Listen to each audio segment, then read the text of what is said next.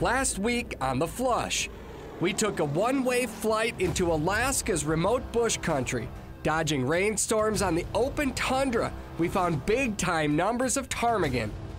Today, our journey continues, hiking high into the mountains in search of Alaska's ptarmigan slam.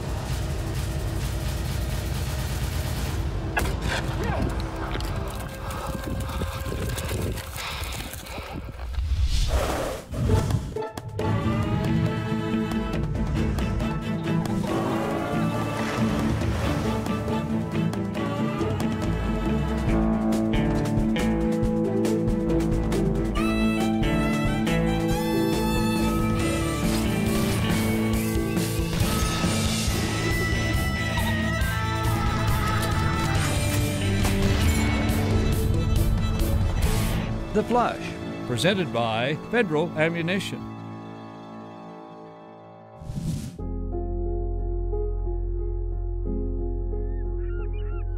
I've come to a fairly well-known conclusion that there's really only one way to appreciate Alaska, and that is to see it in person. Alaska is home to many of the world's wildest landscapes. There's a pull to this place that's hard to explain. I wish I could go, grow up in a different part of the world and then come experience Alaska for the first time. Right. Oh, there they go. Watch where those goes, Evan. See? Oh, they keep going. I try to keep myself in check. I do get jaded sometimes. I grew up here, so this is all I've ever known. Evan Withrow might be a local, but his friend Eric Locker has a different story. I'm from Central Iowa, born and raised there. One day, kind of seemingly out of the blue, I got a call from a guy in Alaska, and he said, "We have a job at a camp here. We need a director. Would you be interested?" Eric packed his bags to live a life in the last frontier. This is home. Eric and Evan have become two of Alaska's most dedicated upland bird hunters. Dang it. After hunting ptarmigan with them in the mountains and hooking high-flying rainbows on the Kenai, I now share their love for this powerful place. Our journey to this point has come relatively easy until now.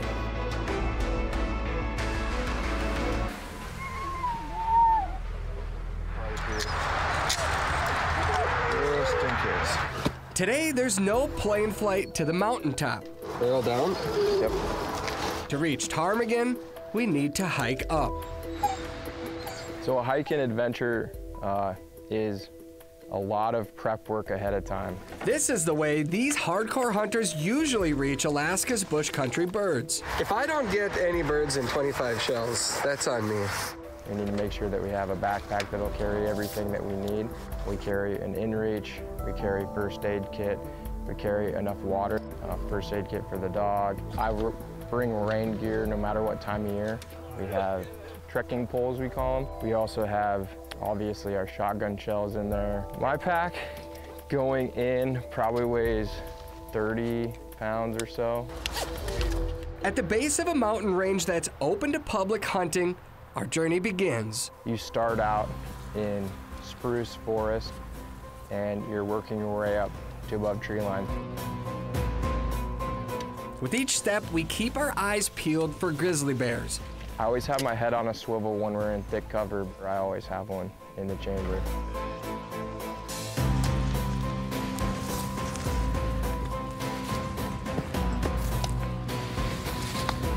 Look at that. I do not want to run into that fellow.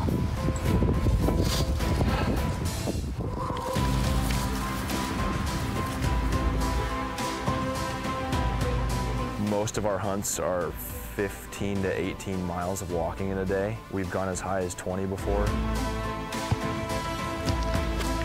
Total elevation gain is somewhere between 2,000 and 4,000 feet. We like to call it sweat equity. Hiking at a slow, steady pace, we keep our misery meters in check. Yeah, don't max that out. or else you're in for a world of hurting. And if you go too fast, too quickly, and you just burn all your energy, and then you're toast. Because then you start your hunt with 0 gas in the tank. And then you still have to get out. Rock ptarmigan live high above Alaska's alpine tundra in mountain scree and jagged boulders. Few hunters pursue them, even fewer ever find them.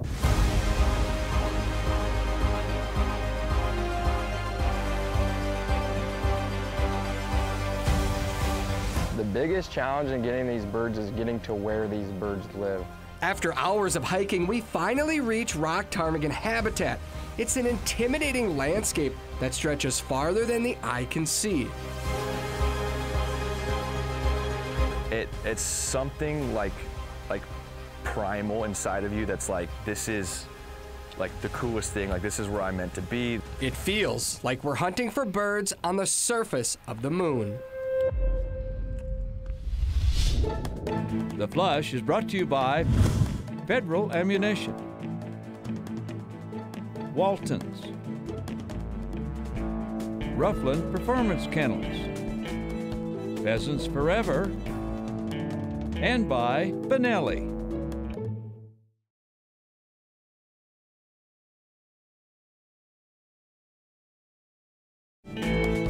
This segment of The Flush is brought to you by North Dakota Tourism. Start planning at HelloND.com.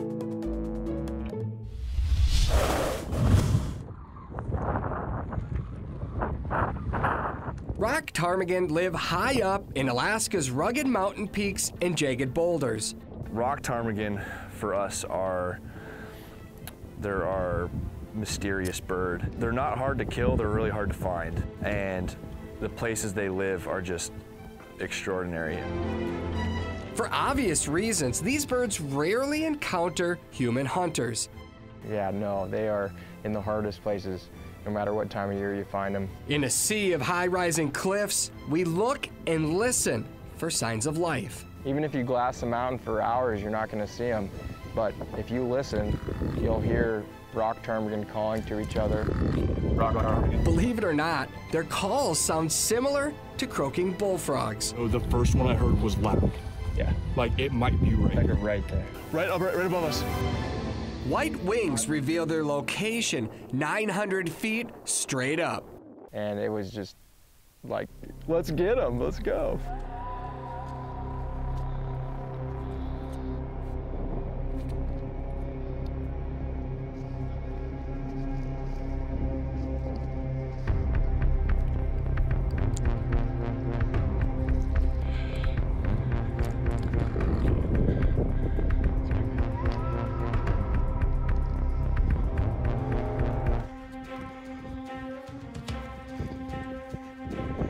Wait.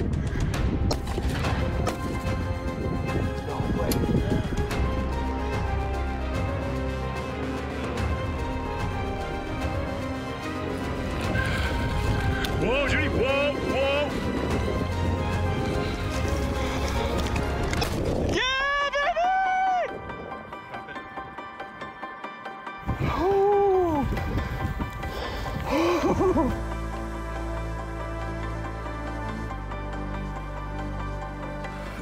Congratulations, you got to slam in Alaska, dude. No. Good shot. Oh, amazing. What a bird. Speechless. We did it. We did it. I can't even believe it. With a single shot, I hit a new bird hunting milestone. And the best part is I'm not the only one.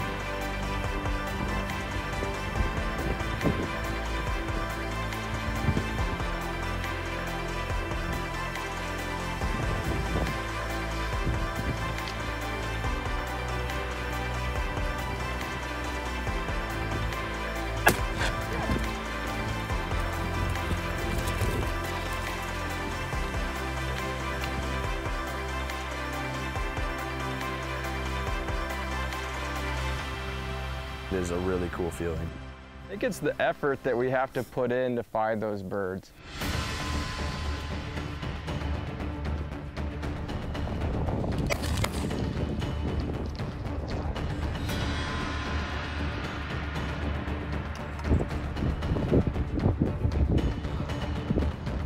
The slam consists of 3 distinct species: willow, whitetail, and rock ptarmigan. These rock ptarmigan give us all 3.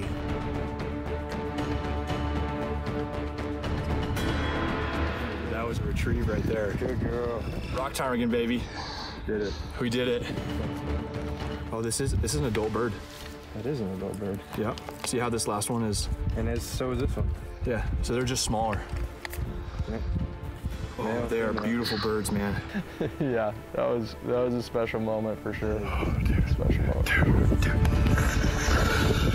They're long walks through the mountains and they suck, but the experience is so worth it at the end of the day. You forget about the crappy parts and only the good parts stay. There's no question, this bush country bird hunt will remain seared into our minds forever. And there's still a whole lot more of this journey left. The Flush is brought to you by Nutrisource, Aluma Trailers, Big Timber Fasteners, DeWalt, and by North Dakota Tourism.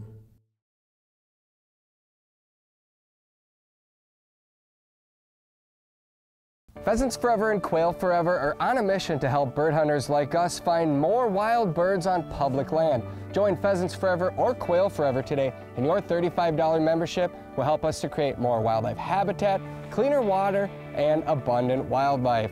Your investment will go right back into the ground, making a difference today that will last forever.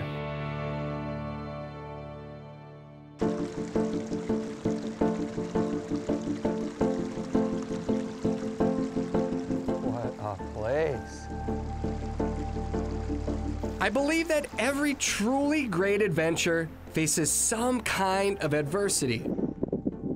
We hiked more than 8 miles through rugged mountains to reach our rock ptarmigan. Now, Alaska's cold, steady rain has set in. It pushes your limits. Hiking through alder patches on the open tundra, our focus turns back to willow ptarmigan, Alaska's most abundant upland game bird. I think she's got birds all around her. Whoa. Oh, yeah. Oh, my gosh. Bring her. Here. I got 2. I think I got one, too. Here, Junie. Whoa, this is a monster. Holy cow. That was amazing. This guy here, I mean, that is just stunning. How old do you think this bird is right here? 2 or 3. What's the life expectancy on these ptarmigan? 1.5. Oh, this guy here, I mean, you can just tell. The weight, the colors, just how pristine and dark. One heck of a journey to get to these birds, but my goodness, is it worth it? Look at all the miles we put in. Like, just how long it took us to get here. We left the truck. How long ago, Eric? 6 hours ago. 6 hours to get here. I would do it again in a second. Holy mackerel. That is just a beautiful bird. I like the challenge of it. I also like that it's not impossible. Of course, this adventure wouldn't be the same without good bird dogs leading the way. Eric Locker's 1-year-old German short-haired pointer named Maverick has already ran more than 30 miles today. The same goes for Juniper, Evan Withrow's 2-year-old German short-haired pointer. Thankfully, these dogs don't want to quit. We want, good dog work. We want good shots. I tell people I do it 75% for the dog, 25% for me. Here's one. Can't shoot it. Oh.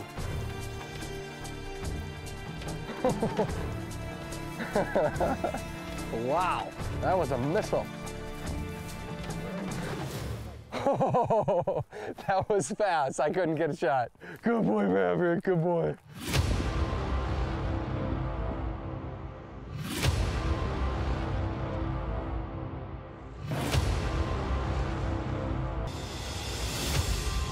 It's a special place. It's a special thing we have. And there's a lot of ground. There is a lot of public land out there.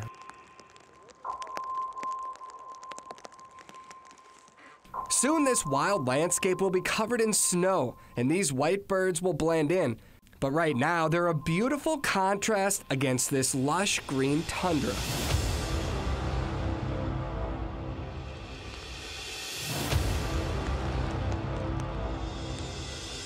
Get in there, dog. She's like, guys, no, not here. Okay. Nope, okay. He's got the wind right here, too. They might be right in here. There's birds in here.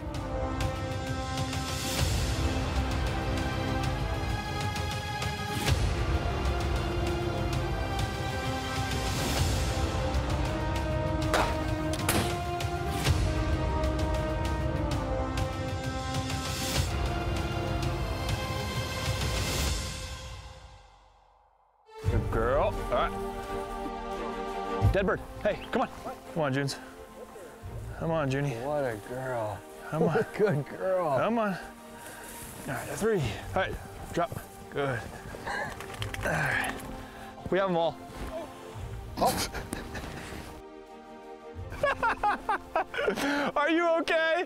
You all right? There's a hole in here. That was out of this world, man. That was awesome. They all came up just. Yeah, they were right here and they came up. They're all, you know, separated. We've been seeing these big coveys, so I was expecting a few more birds to get up. Gentlemen, if it wasn't raining, I'd say we could sit down and have a nice feast right now. People don't know that this exists. Other than guys checking species off a list, it's not a thing that people do. And even in Alaska, there's very few guys who do it frequently. Maybe that's because it takes 8 painful miles just to get here, and 8 more to get back out. Well, what a journey, man. Oh, it's been great.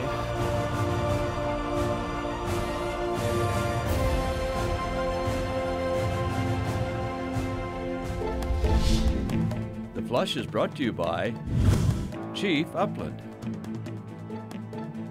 Southwire Tools and Equipment, Wells Lamont Gloves, DeWalt Utility and Sump Pumps, and by Negrini Cases. If you love bird hunting, dog training, and hearing amazing stories from the field, then we invite you to join us each week for brand new episodes of the Flush Podcast. Find us wherever you get your podcasts.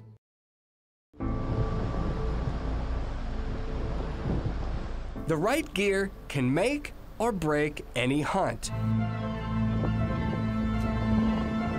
In Alaska's bush country, the right gear can ultimately save your life. It's not like you park the truck and you're gonna go do a 3-mile loop and come back to the truck. On this tough terrain, accidents can and will happen. I don't even have words. Oh, ow. That about sums up the celebration. Oh, you okay? Yeah.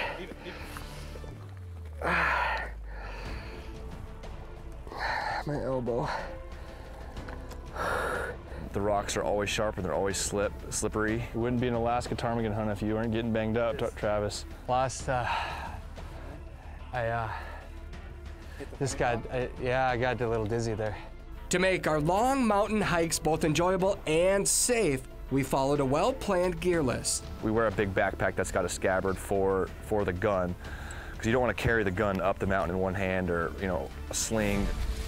We traded out our standard upland hunting vest for an Eberly stock heavy-duty mainframe pack with my Chief Upland Molly system attachments on the front. You carry as much survival gear as we would need up there, you know, first aid for the dog.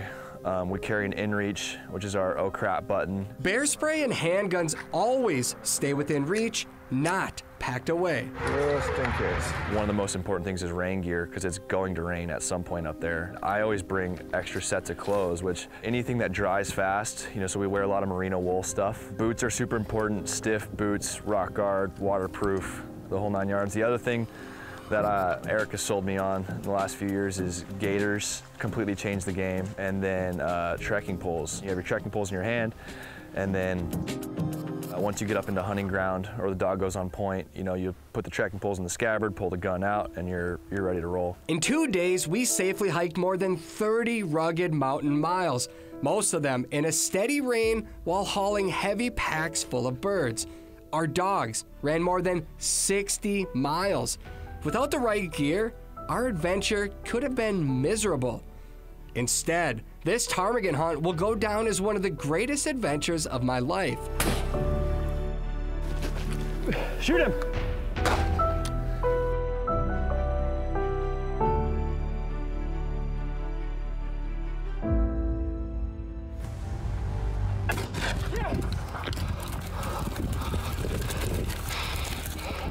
In a world that's full of instant gratification and comfort, everything about this journey has been uncomfortable. And that is the point. It's really hard to explain without coming here, and pictures don't do it justice. Pictures will never do Alaska justice. It's too vast, too beautiful, too wild, just like the birds that live here. If there's a downside to hunting ptarmigan in Alaska, it's that when the hunt ends, you simply don't want to leave.